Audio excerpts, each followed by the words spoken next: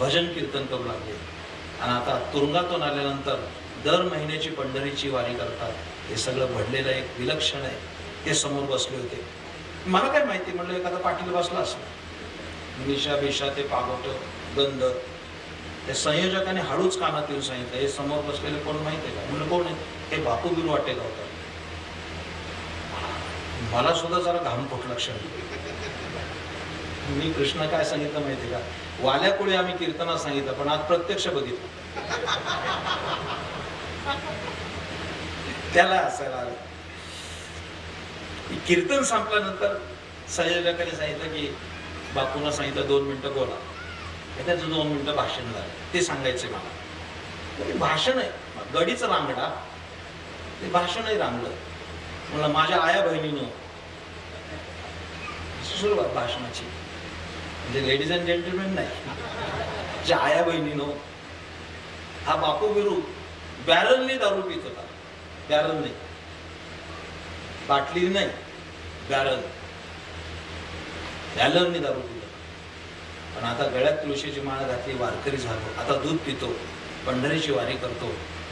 त्यांनी जे सांगितलं मी सुद्धा हेलावून गेलो. माझं मन म्हणला म्या 7 खून केले. कसे केले ते सांगितले 5 मिनिटात. कसे केले ते सांगितलं 5 मिनिटात. कसे केले सांगितलं. पुढे ऐकायचंय मला, सगळं भाषण नाही सांगायचं. तो शेवटी म्हणाला मी बॅलरनं दारू पिलो, पण आता मी माळ घातली, वारकरी झालो. पण माझ्या साऱ्या बहिणींनो, मी तुमचा धर्माचा भाऊ आहे. माझा हा मोबाईल नंबर घ्या.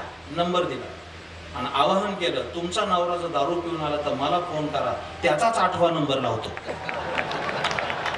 सांगितलं 8वा नंबर त्याचाच लावतो, परत तुरुंगात जातो, पण त्याचा फोन मला करा, मी आलोच म्हणून समजा.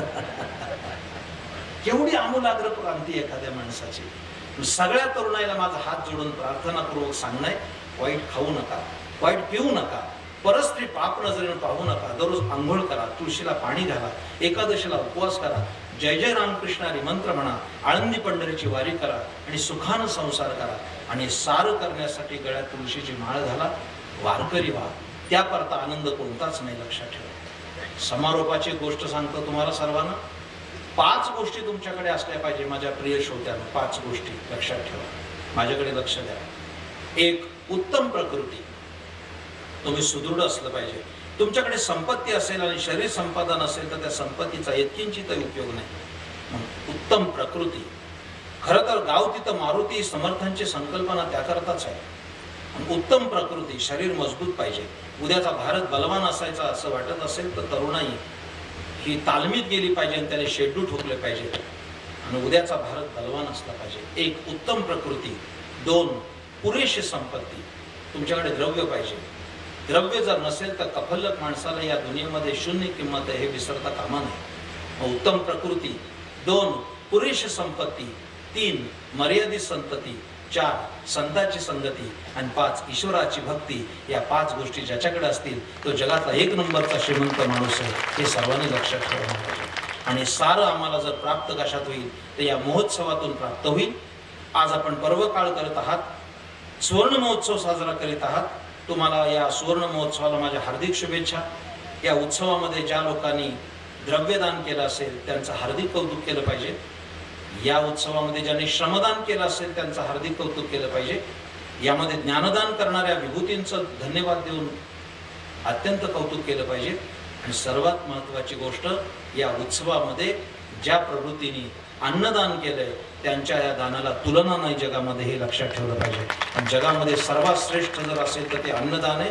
या प्रांगणामध्ये बाबांच्या साक्षीनं जे अन्नदान चालतंय, मी अनेक गोष्टी अभ्यासल्या, त्यात असं उत्तर आहे की जगाच्या कोणत्याही इस्पितळामध्ये 1 मिनिटाचं आयुष्य वाढत नाही, पण धर्मशास्त्राने निर्णय दिला जो मनुष्य अन्नदान करतो त्याचं आयुष्य वाढत असतं, लक्षात ठेवा.